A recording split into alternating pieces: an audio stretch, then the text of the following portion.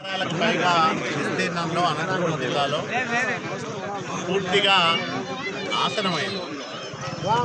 ఒక కళ్యాణదుర్గం నియోజకవర్గంలోనే 70,000 హెక్టార్ల విస్తీర్ణంలో, అంటే ఇక్కడ వ్యవసాయ శాఖ ఏడీ పరిధిలో 6 మండలాలు వస్తాయి, వెలుగుప్పతో సహా.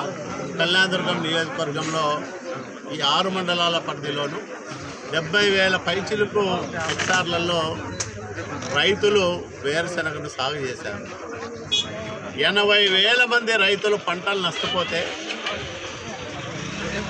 భారీ వర్షాలకు పంటలు నష్టపోయిన రైతుల సంఖ్య అధికారికంగా 178 ప్రభుత్వం ప్రకటించింది.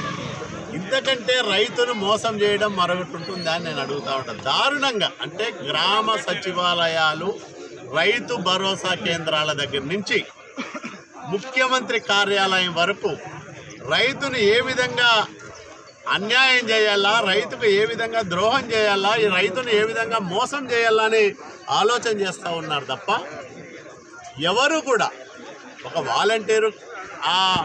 వాలంటీరు పరిధిలో ఉండే 50 కుటుంబాలకు సంబంధించిన భూమిలో ఏ పంటలు సాగైనాయో వాలంటీర్కి తెలియదు. ఆర్బీకేలో ఉండే సిబ్బందికి ఆ రైతు భరోసా కేంద్రం పరిధిలో ఉండే 1 గ్రామమో 2 గ్రామాల్లోనో రైతులు ఏ పంట ఎంత విస్తీర్ణంలో పెట్టారో వాళ్ళ దగ్గర లెక్కలు లేవు. ఈ క్రాప్ బుకింగ్ అంతా అస్తవ్యస్తంగా చేశారు. ఇన్ని అవకతవకలు, ఇన్ని లోపాలు, ఇవన్నీ ఒక ఎత్తు అయితే, కనీసం నష్టపోయిన రైతుకు ఆ వివరాలు ప్రభుత్వం దగ్గర లేవని తెలిస్తే ఆ రైతు ఏమైపోవాలి? కనీసం నా పంట నష్టం జరిగింది, ఈ ప్రభుత్వానికి నా నష్టం వివరాలు ఉన్నాయి, తెలుసుకుంది అనే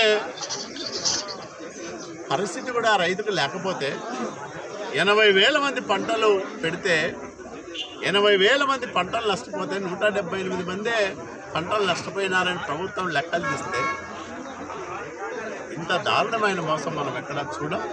కాబట్టి ఇదంతా మోసకారి ప్రభుత్వం, దగా ప్రభుత్వం, దుర్మార్గమైన ప్రభుత్వం, రైతు వ్యతిరేకమైన ప్రభుత్వం. వేరుశనగ రైతు ఈరోజు ఈ ప్రభుత్వాన్ని చూసి తీవ్రమైన ఆగ్రహంతో ఉండిపోతూ ఉన్నాడు. ఎందుకు ఈ ప్రభుత్వానికి నా బాధ, నా గోడు, నా నష్టం పట్టడం లేదని అడుగుతూ ఉన్నాడు. ఏ సమాధానం చెప్తుందని నేను అడుగుతూ ఉన్నా. ఈరోజు ముఖ్యమంత్రి పలకడు, వ్యవసాయ శాఖ మంత్రి ఇంత నష్టమైతే అనంతపురం జిల్లాకి ఇప్పటివరకు రాడు.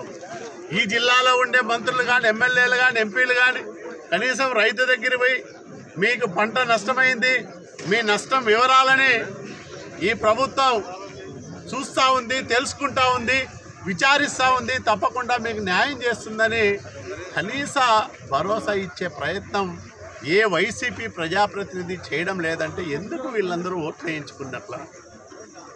కళ్యాణదుర్గం నుంచి ఇసుకను బెంగళూరు తరలించేదానికి ఓట్లు వేసినట్ల ఈ నియోజకవర్గం ఓటర్లు, లేకపోతే ఇక్కడ ఉండే దోపిడీ, ప్రభుత్వ ఆస్తులు, ప్రజల ఆస్తులకు సంబంధించిన దోపిడీలు చేసుకోవడానికి.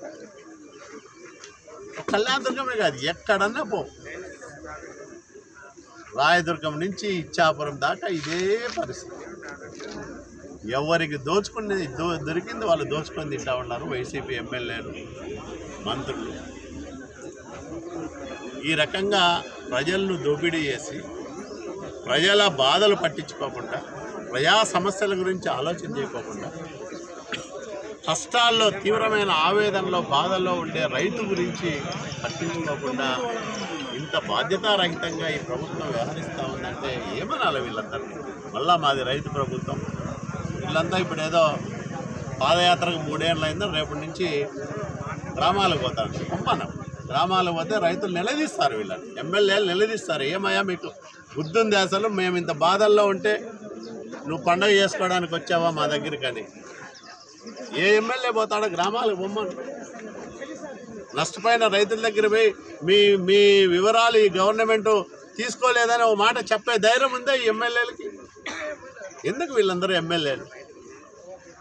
ఇంత దౌర్భాగ్యమా? గవర్నమెంట్ కనీసం పంట నష్టం వివరాలు కూడా సేకరించలేని ఒక అసమర్థ ప్రభుత్వాన్ని మనం జగన్మోహన్ రెడ్డి రూపంలోనే చూస్తూ ఉన్నాం. తెలుగుదేశం పార్టీ ఇవన్నీ చూస్తూ ఊరికనే ఉండదు.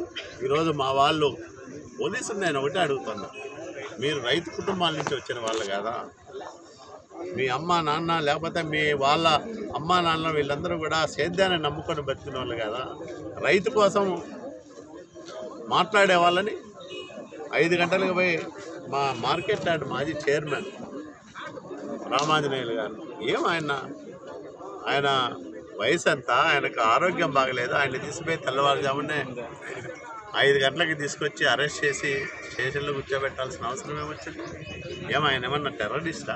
ఆయన ఏమన్నా నేరం చేశాడా? చూస్తూ ఉన్నాం. తెలుగుదేశం పార్టీ ఇవన్నీ చూస్తూ ఊరుకునే ఉండదు. ఈరోజు మా వాళ్ళు పోలీసులు నేను ఒకటే అడుగుతున్నా, మీరు రైతు కుటుంబాల నుంచి వచ్చిన వాళ్ళు కదా, మీ అమ్మ నాన్న లేకపోతే మీ వాళ్ళ అమ్మ నాన్న వీళ్ళందరూ కూడా సేద్యాన్ని నమ్ముకొని బతికిన వాళ్ళు కదా, రైతు కోసం మాట్లాడే వాళ్ళని 5 గంటలకు పోయి మా మార్కెట్ యార్డ్ మాజీ చైర్మన్ రామాంజనేయులు గారు ఆయన వయసు ఎంత, ఆయనకు ఆరోగ్యం బాగలేదు, ఆయన తీసుకుపోయి తెల్లవారుజామునే 5 గంటలకి తీసుకొచ్చి అరెస్ట్ చేసి స్టేషన్లో కూర్చోబెట్టాల్సిన అవసరం ఏమొచ్చింది? ఆయన ఏమన్నా టెర్రరిస్టా? ఆయన ఏమన్నా నేరం చేశాడా? రైతు బాధ ఈ ప్రభుత్వానికి చెప్పాలని ప్రయత్నం చేస్తే నేరం అది. ఏ నేరం? సిపిసి కాదు, వైసీపీ సెక్షన్ల కింద ఆయన అక్రమంగా తీసుకొచ్చారు. ఎందుకు ఇట్లాంటివి చేస్తారు అంటే, ఇట్లా అక్రమంగా నిర్బంధించడం వల్ల తెలుగుదేశం పార్టీని ఇబ్బంది పెట్టాలనో, లేకపోతే తెలుగుదేశం పార్టీ నాయకులకు సకాలంలో తిండి తిప్పలు లేకుండా చేయాలనో, మీకంత మీ శాడిజమా ఇది? ఈ ప్రభుత్వ మానసిక స్థితే బాగలేదు. కాబట్టి వీళ్ళందరికీ కూడా తెలుగుదేశం పార్టీ పక్షాన బుద్ధి చెప్పే రోజు దగ్గరలోనే ఉంది. రైతులందరినీ సమీకరించి ఖచ్చితంగా పంట నష్టపోయిన ప్రతి రైతుకు న్యాయం జరిపించేదానికి తెలుగుదేశం పార్టీ పోరాడుతుంది.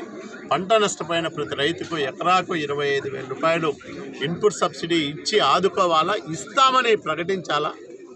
నిన్న బొత్స సత్యనారాయణ వస్తాడు, రైతులందరినీ ఆదుకుంటామంట. అసలు ఏం ఆదుకుంటాం? ఆదుకోమని అందరూ అడుగుతున్నారు. ఎంత ఇస్తావు, ఏమి ఇస్తావు, ఎప్పుడు ఇస్తావు? కనీసం 2018లో పంటలు నష్టపోయిన రైతులకు ఇంతవరకు డబ్బులు లేదే. 967 కోట్ల రూపాయలు ఒక్క అనంతపురం జిల్లాలోనే 5,65,000 మంది రైతులకు రావాలనే 2 సీజన్లు గడిచినా ఇంతవరకు ఆ డబ్బులు రైతు ఖాతాల్లో వేయలేదే మీరు. మళ్ళా వచ్చి మేము రైతులను ఆదుకుంటామంటే ఎవరిని మోసం చేయడానికి మీరందరూ ఈ మాటలు చెప్తున్నది, ఈ ప్రకటనలు ఇస్తున్నది? కాబట్టి ఖచ్చితంగా రైతులందరినీ సమీకరించి పెద్ద ఎత్తున ఈ వేరుశనగ పంట నష్ట పరిహారం కోసం తెలుగుదేశం పార్టీ ఆధ్వర్యంలో ఉద్యమం ముందుకు తీసుకెళ్తాం.